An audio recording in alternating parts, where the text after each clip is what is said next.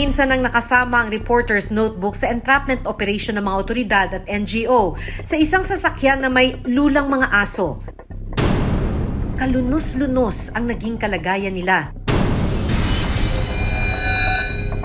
Ang ilang aso hindi na kinaya at tuluyang binawian ng buhay.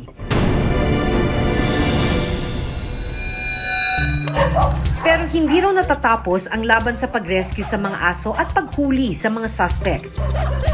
Tinututukan ngayon ng AKF ang mga kasong isinampa nila laban sa ilang sangkot sa dog meat trade at animal abuse. Ayon sa Bureau of Animal Industry na siyang ahensyang nagpoprotekta sa karapatan ng small and companion animals tulad ng aso, hindi madali ang pagpuksa sa dog meat trade sa bansa.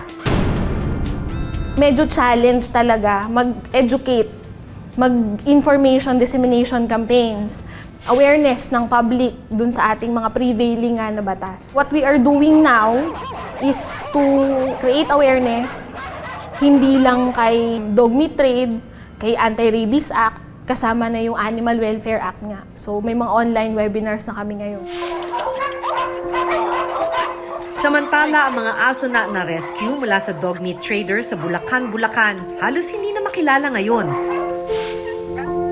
Ang dating mga nanginginig, payat at nanghihinang mga aso, makukulit, malulusog at hindi na takot sa tao ngayon. Ang aso na tinalian ng alambre ang bibig noon na pinangalan ng Pilar, ngayon ay maliksi, malambing at bibong-bibo na. Ang mga na-rescue naman sa San Rafael na sina Rox, Rex at Rexy, tatapusin muna ang rehabilitasyon bago sila pwedeng makahalubilo sa ibang mga aso sa shelter. Pagkalipas ng ilang buwan, maaari na rin silang ipa-adopt sa mga tao na mabibigyan sila ng bagong tahanan. Hindi lamang ito responsibilidad ng bawat tao na alagaan ang mga hayop sa ating paligid. Ito po ay nasa batas na sila ay dapat alagaan.